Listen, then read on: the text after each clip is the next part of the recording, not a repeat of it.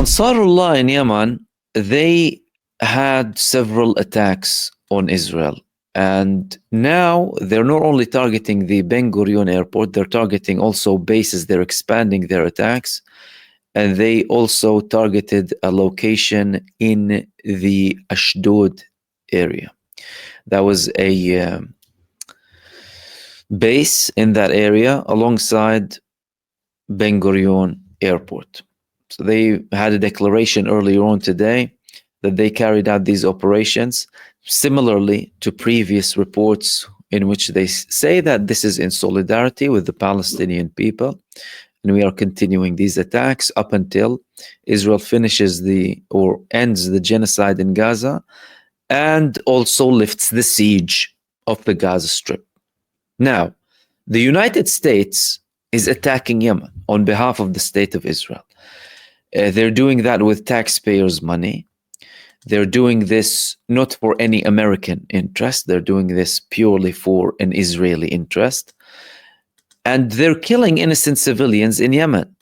As a matter of fact, they killed 18 people in the past 24 hours in Yemen following their recent attacks.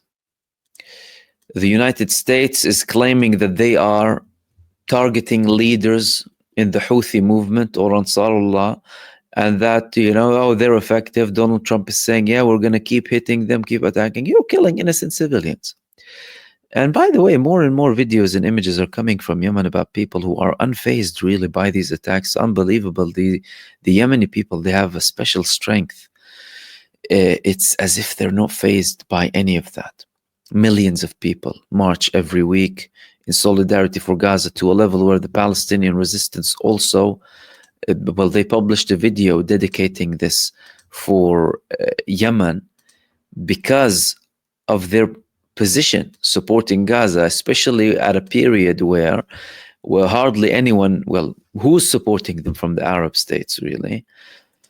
But no, they published a video and Abu Ubaidah, the spokesperson of Al-Qassam Brigade, said that Yemen is paralyzing the heart of Israel in support of Palestine and Al-Aqsa. And they are our blood brothers. They are showing a very great resemblance to Gaza. And they are the ones standing up for Gaza now, the only front opened against Israel and the genocide cartel led by the United States of America. They are the only ones standing up, and they're paying a heavy price for it. That price is, innocent civilians are dying in Yemen every single day, being killed by these barbaric attacks of the United States. But listen, the United States is paying a price. Now, not only these attacks against the USS Harry S. Truman, Lord knows the damage because the United States will hide the damage. You can't hide the damage of the MQ9s falling down, though. The 19th one, ladies and gentlemen, 19 MQ9s. This is the 19th one that has been taken down by Ansarullah in Yemen. Each one of them, the build cost of them is 33 million. 33 million. Big number. Times, almost 20, 660, over $500 million. Or 600 million US dollars. Who's paying for them? You're paying for them. If you're living in the United States, you're paying for that. It's out of your money. Taken from your pocket, in the military industrial complex pockets, and they go expand, they spend all of that money. What? And they can fall. One falls, two fall, and they keep sending them, and they fall, and they keep sending them, and they fall. It's like they're burning money. It's as if, money's nothing. Is no one having any financial difficulty in the United States? I wonder. Is everyone well off? Is everyone a millionaire in America? I mean, if everyone is a millionaire in the United States of America, okay, cool. And they're burning money. They're burning money. But Ansarullah in Yemen are very active. And I don't understand why the United States keeps sending them. This is something that's really bizarre. They keep sending the same MQ9 that falls. They keep sending them, and they fall, and they take it down. What, don't you have anything else? Or are you that stupid? What is it exactly? What are you trying to get out of the... Is it a good return on investment? Then it gets as if, money ain't a thing. It's as if money is not a problem for Trump. Okay. Moving on to that letter. I've been talking about this letter. You're probably bored of me with this letter. You keep talking this letter. What are you talking about, this letter? This letter that the Israeli pilots wrote, saying that Benjamin Netanyahu and Israel are conducting a war for political and selfish interests, and not a war based on the interests of the state of Israel. And they are waging a war where more Israeli soldiers are dying and more innocent people are dying. And it's putting Israel in a more, insecure situation. It's putting Israel in a very bad situation. Now, it stopped only being the pilots. Well, it expanded to Unit 8200. I spoke about that yesterday. It expanded to soldiers on the ground who joined this. Now, it's the previous heads of the Mossad.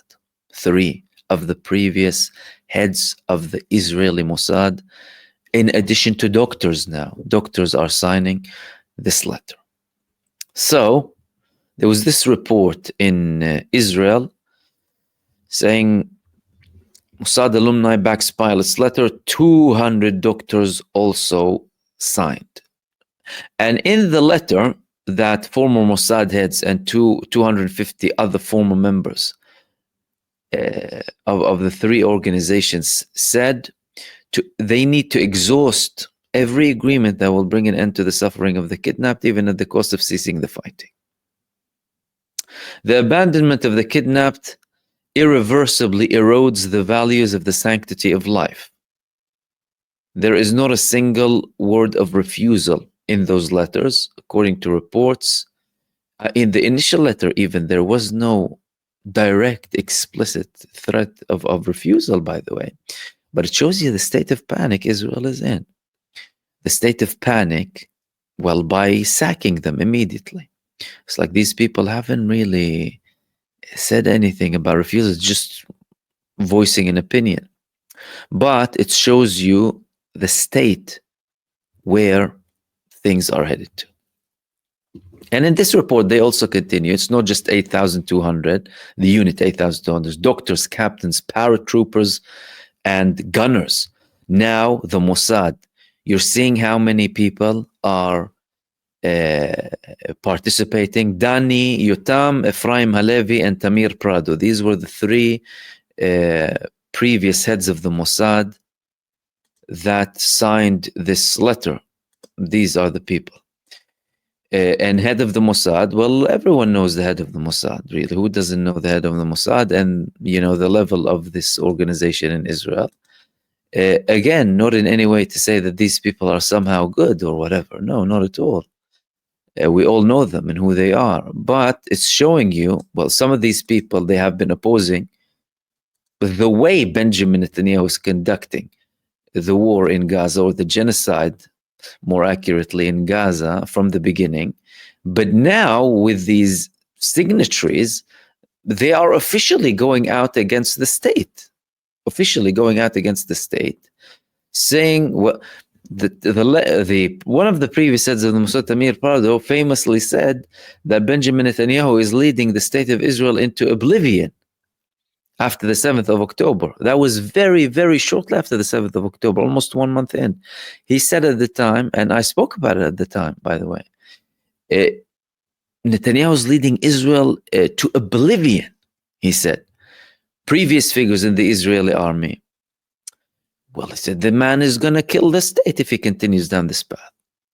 Now, these people are not only participating in protests, imagine that, many protests they participated in to get a deal, any cost, get a deal, end the war.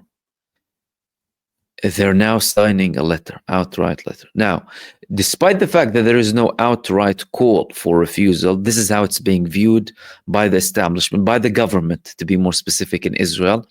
And that's why Netanyahu and his little poodle defense minister or genocide minister, Katz, are sacking these people.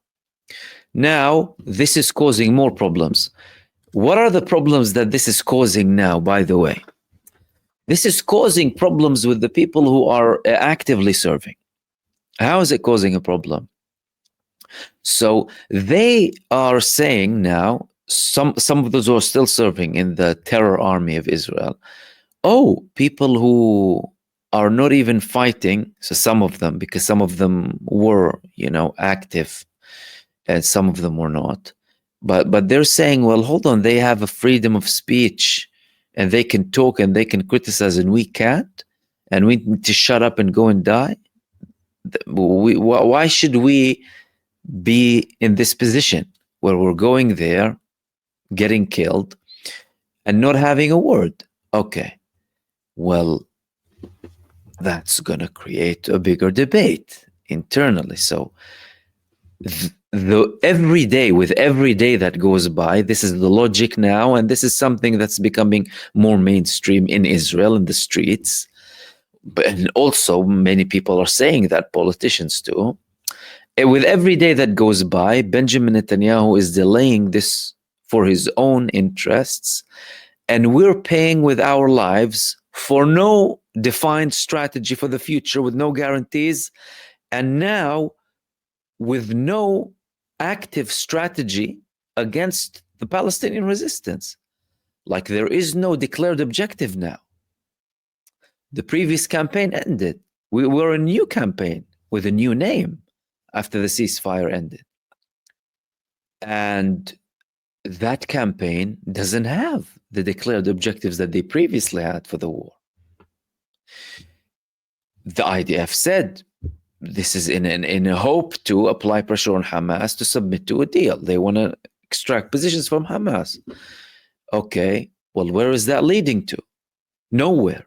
That means the people are going there dying for no reason whatsoever, apart from Benjamin Netanyahu and his political interests.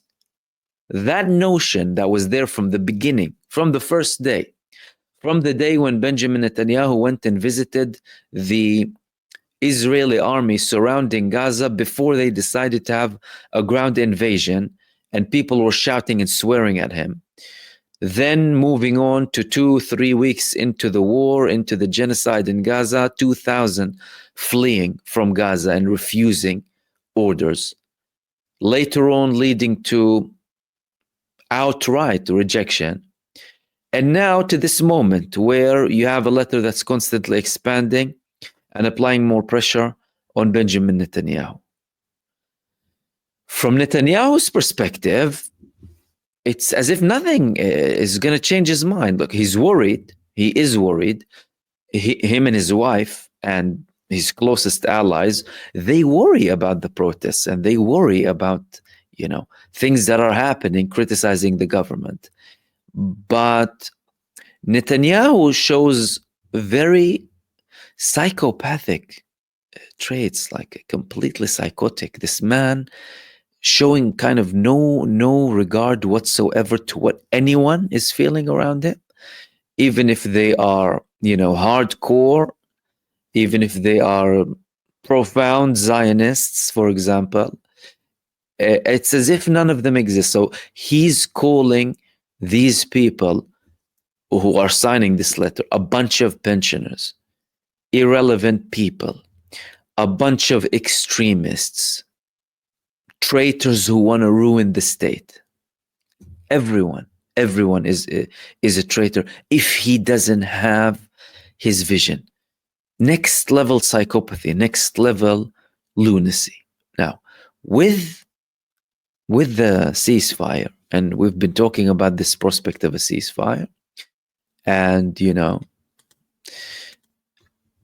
potential deal being cooked, potentially something happening in the next few days.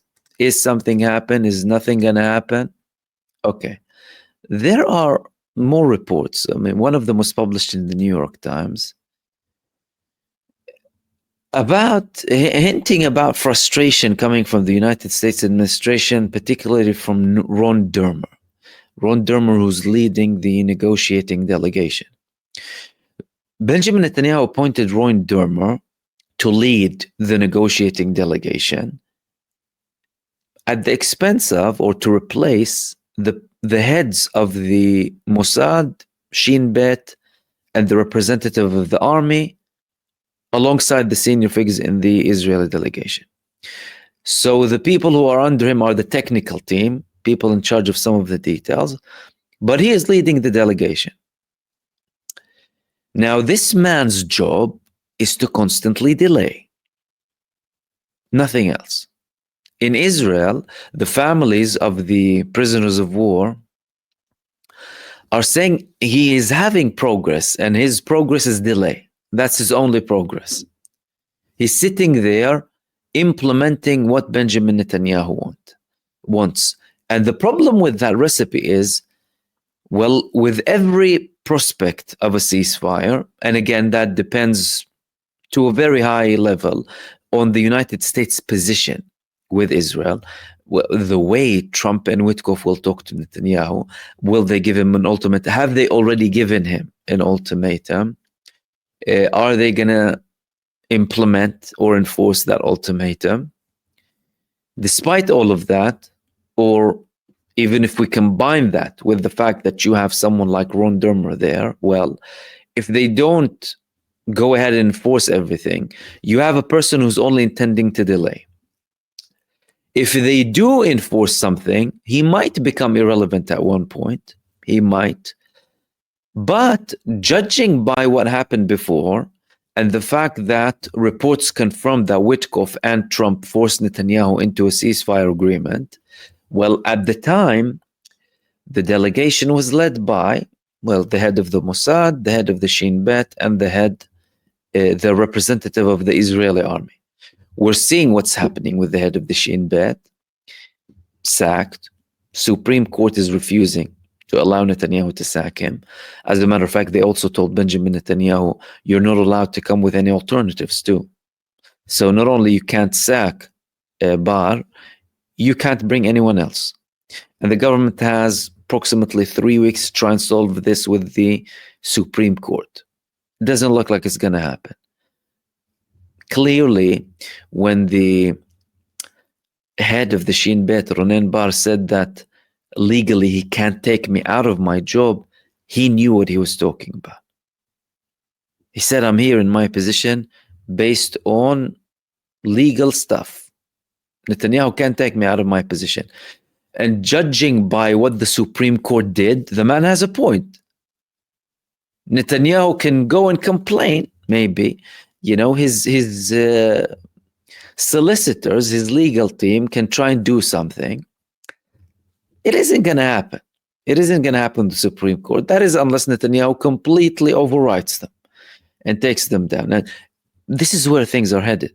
This is where things are headed. Things are headed towards complete disaster within Israel. This letter is gaining momentum.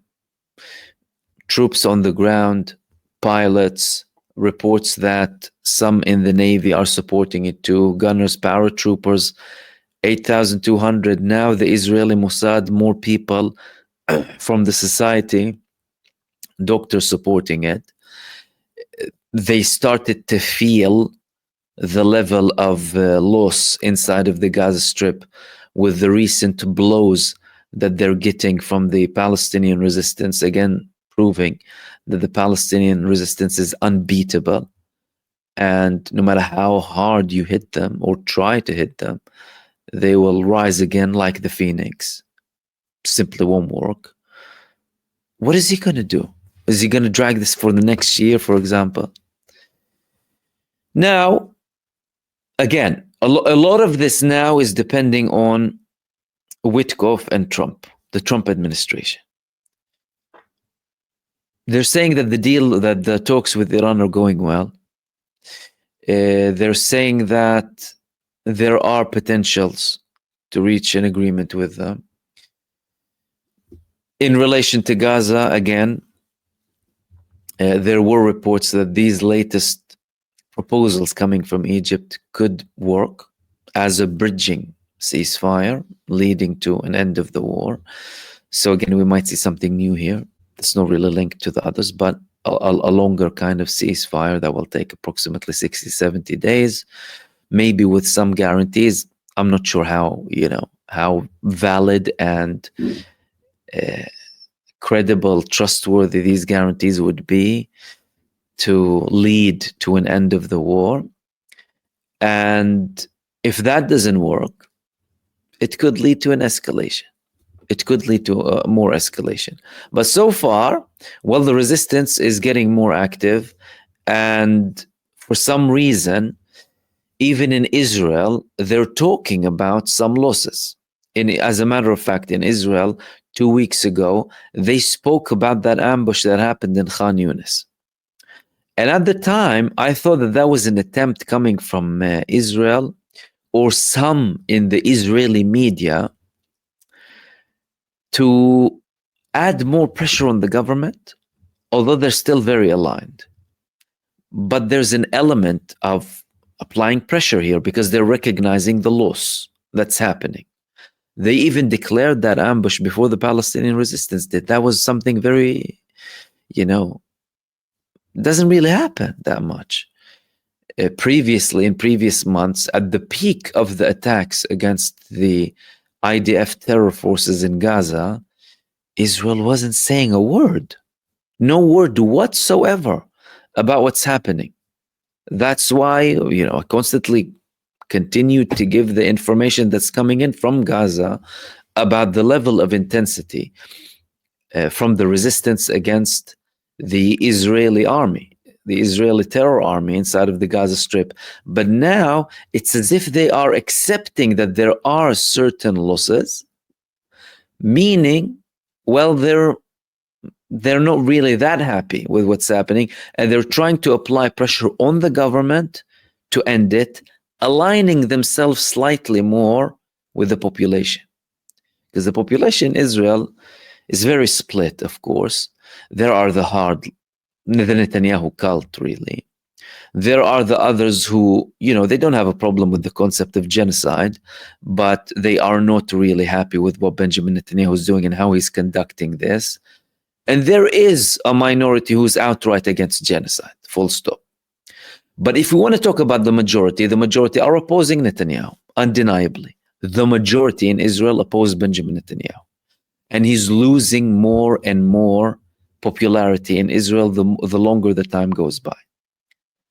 And the criticism from the people against the media reached peak levels. That's from months back. That's not from now. That's why many people are resorting to social media and Telegram to find real sources. Even the families of the prisoners of war, they listen to Hamas more than they listen to Netanyahu. Even with the daughter of Strook that I spoke about yesterday, that's already circulating in social media in Israel. Everyone knows it, but the mainstream media doesn't report anything about it. Because, of course, the military censorship, because Israel is in a state of war, a declared state of emergency. And, of course, they use these as pretext to have draconian measures inside of Israel.